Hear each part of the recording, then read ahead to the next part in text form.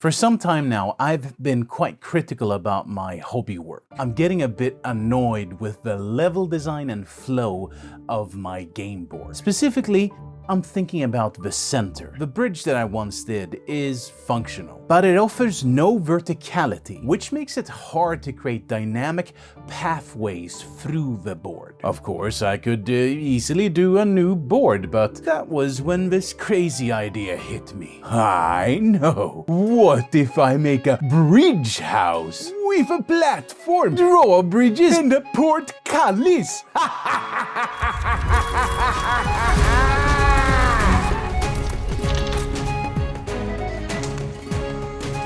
Hi good folks, my name is Leif and I want to welcome you to my YouTube channel called DEVSANDDICE. Today I'm going to show you how I did my very best Wargaming terrain so far, the bridge house. It has two raisable drawbridges and a port-cullis. The process was anything but simple and mistakes were made, but the result looks awesome. I believe it was a leap forward for me as a crafter. If you like what I do here, then please consider subscribing to the channel. It's one small click for you, but it means a lot for the future of this channel. With that out of the way, let's get to it. Alright, so I started out using my Proxxon to cut out a 4-inch block of XPS foam.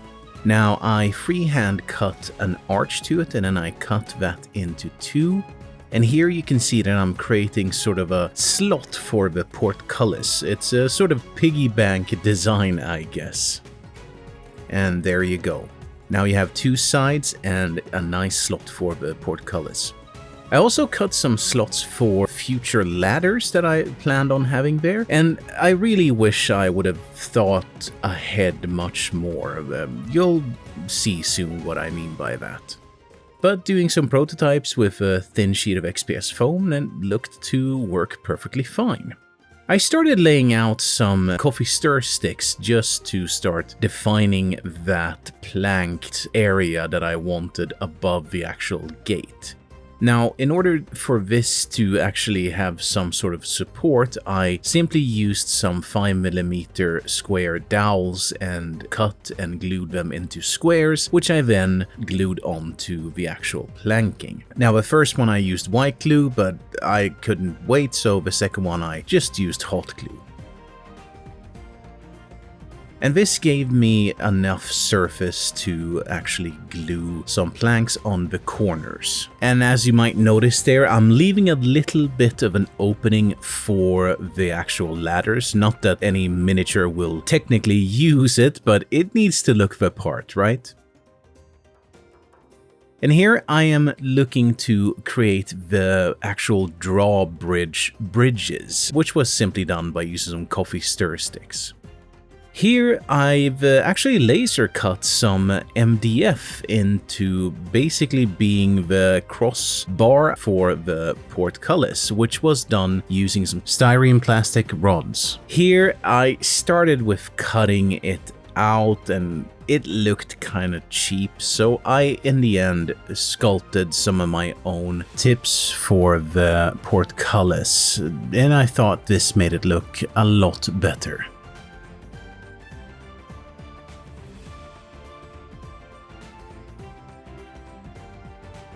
Now, here was my first prototype of this mechanism. It's essentially a spool that can be wound up and you can lock it and then you can release it. And the prototype worked well, so I figured I would put it together myself. The difference was I stole some of my son's beads that you do pixel art with, and I figured those would work pretty well for stopping the actual barbecue skewer from gliding out.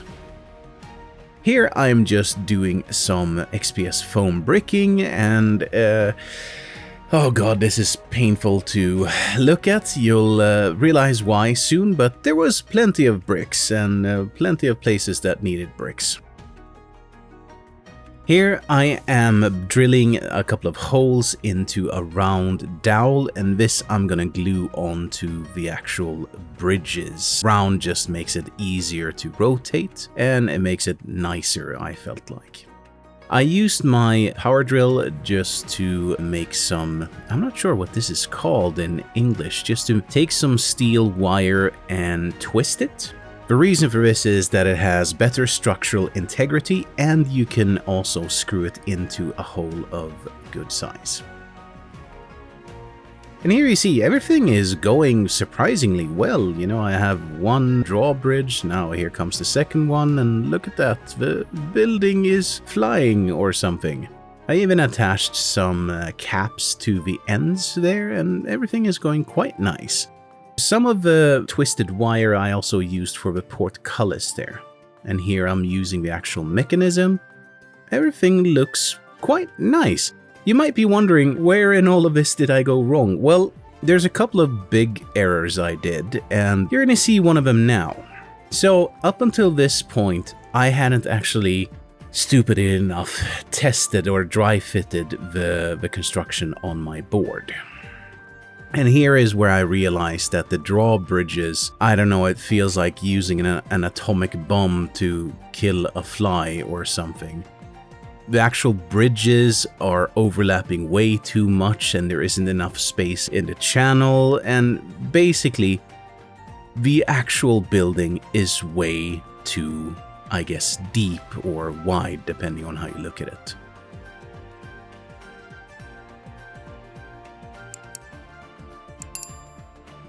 But I had done some work, so I didn't want to throw the baby out with the bathwater, as we say. So I managed to actually save the drawbridges and the top platform. That being said, the drawbridges were just a little bit too wide, so I just removed one coffee stir sticks on each side just to make it a little bit easier to fit on the board. Then I filled in any gaps on the planking and I started over. This time around I decided that I only wanted a 2-inch deep structure for the port-cullis. And you can see here I'm going quite quickly, but of course I did another mistake. I cut too much material away. Luckily I am I guess I'm lucky in this sense because I often clad any material with bricks or so it didn't really matter. I could just reattach the lost bits with some hot glue.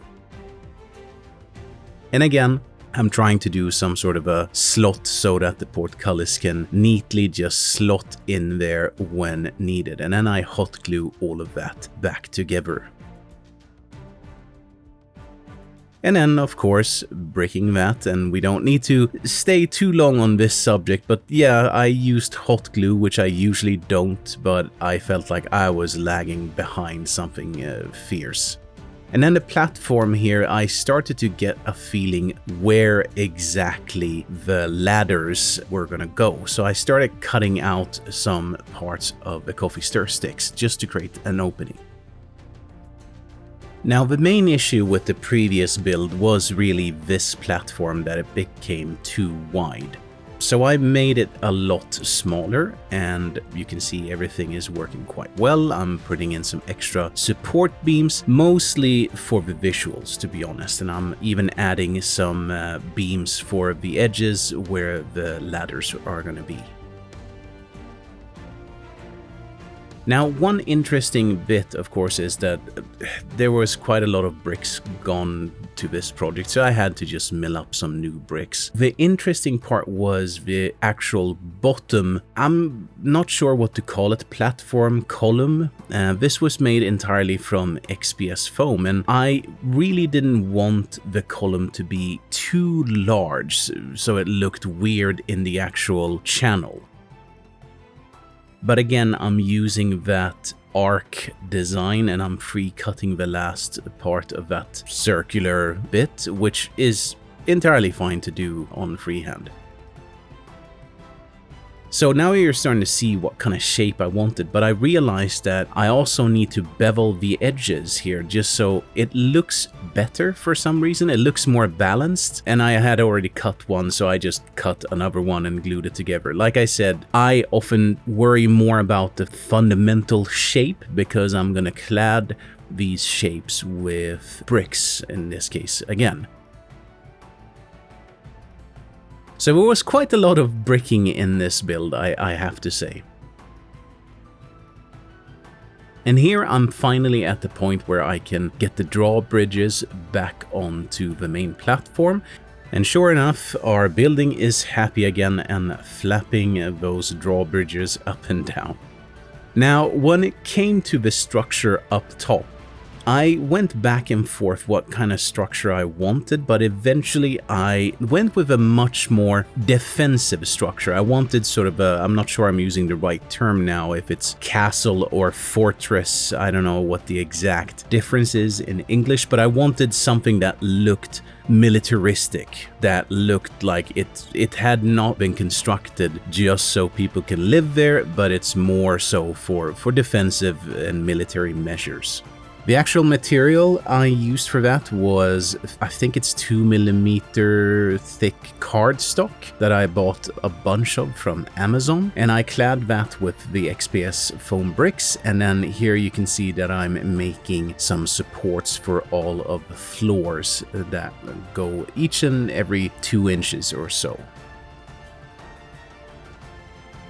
When it came to cutting out the windows, I realized that I actually had a handheld XPS foam cutter that I could heat up and just clean out those holes quite nicely. As you saw there, I removed some material, and the reason for that was that I noticed that I couldn't really reach the mechanisms inside the building. And this building is my first building that actually have some gameplay mechanics attached to it, which I thought was kind of cool. It was the thing that motivated me the most.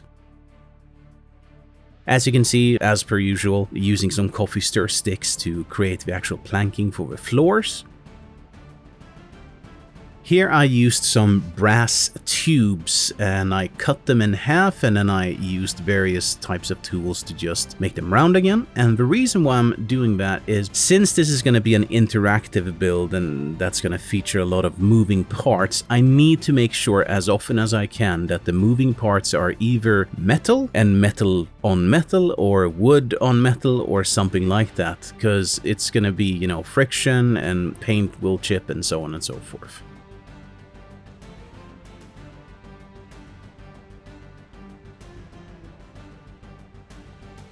Yeah, my Lego windows, as per usual, I added them, and I think here soon comes my last mistake. You see the crossbeam there? I did a loop there that will actually pull up the port-cullis, and of course, I am so excited about this, so I'm gluing everything in both sides, and then, yeah, the port-cullis needs to actually go into its slot, but there isn't room. Good thinking there, Leif. So I had to try to use my thinnest blade and cut the building off again. At this point, I think I started to calm down a little bit and realized that, you know what, it's probably better if I keep them separated just so it's easier to paint. Here I'm just weighing down the bottom structure with some bolts, and the way I did that was to use that handheld XPS foam cutter and just hot glued them in, put them on some baking paper, wait till the glue cools, and then you're good to go. Here was a, I thought, smart way of making ladders. I drilled the holes in a square dowel, and then I split that dowel in two, which gave me the two sides of a ladder, and then I just added toothpicks through them and glued them in.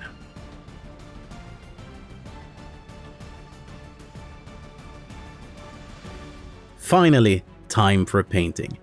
I'm gonna be honest, equally concerned and excited at this point, because now I felt like no turning back. I start like normal with black primer through my airbrush, and then I use some white ink to zenithal that.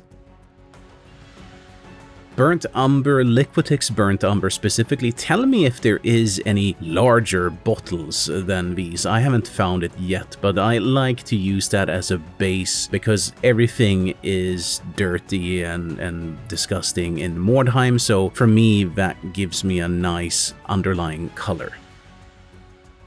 The first paint I come in with is some dark gray, which I stipple on, and then after that I come in with some light gray, and this one I try to pay more attention to where the light is coming from. Now, very important if you're gonna do the way I do it, I use this light gray to dry brush everything, including the wood, because if wood has been out in weather and gotten some wear and tear, it tends to go more gray brownish, so I basically try to dry brush everything. Now here, this was particularly tricky. I had to use 2 tweezers to try to tie that rope for the port-cullis together.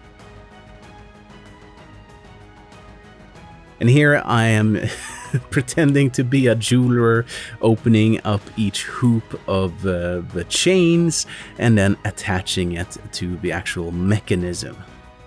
So the port-cullis seems to work.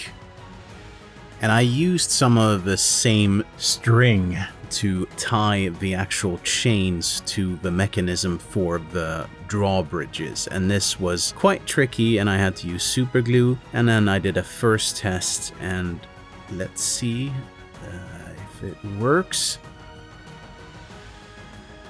It's kind of tricky, you know, getting the hinge off, but it seemed to do the job quite well. So here I thought actually I was home free, so I started adding the window paints for the Lego windows, which I then used some corrosion texture from AK on all of the metal bits just to get some nice texture. And then I used some orange paint just to get a little bit of rust color in there.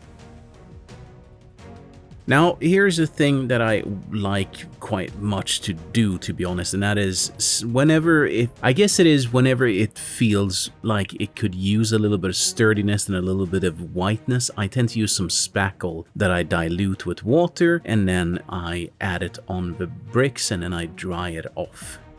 Now, as per usual, it wouldn't be a Devs and Dice build without the posters. And again, I just want to talk about this a little bit. I tend to begin with the Welcome to Mordheim posters. They're straight, and then as time goes by, it gets more and more chaotic, right? As per usual, I use Army Painter's Strong Tone just to get all of the grime and think about where water might have collected, and also make sure that the posters get a dash of that. Somewhere in the process, the drawbridge stopped working, and I figured out that it must be the weight of the drawbridge or the lack of the weight. So I added these circular metal thingies underneath each drawbridge.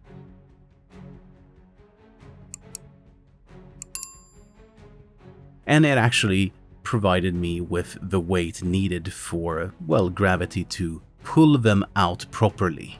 I want to take this opportunity to thank my patrons for their support, and a special shout out goes to my champion and legend level patrons. So thank you Agresomnia, Akasen27, Andreas Winberg, Arjen Angenent, Bo Ahlgren, Fredrik Kiersgaard Lund, Gunnar Byström, Ian Paddison, Jason Chastain, Lawrence Davis, Madners, Magnus Solberg, Teddy, Urban, Battle Corgi the 7th, Marc-Antoine Laramie, Niklas Swedenlind, and Steven Carpenter. Thank you so much, guys.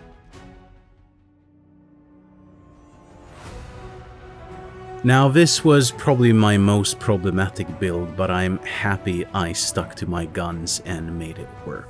And as you can see, I think it looks quite amazing, to be honest. But the thing that's missing that makes it look even more amazing is minis, of course.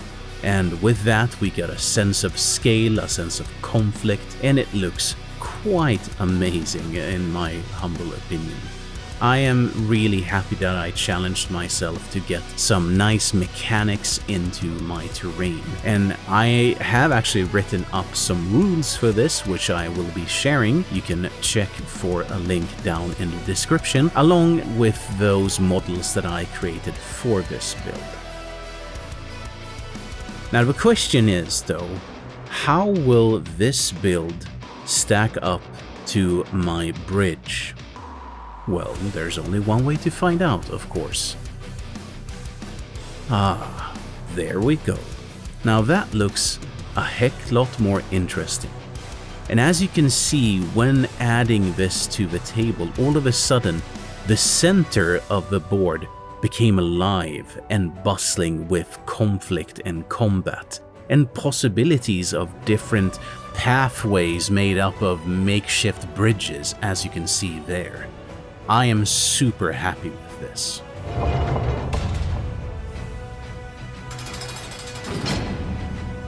Unfortunately, it doesn't sound like that in real life, but with a little bit of imagination, it does the trick. Thank you so much for watching, stay safe, and I will see you in the next video.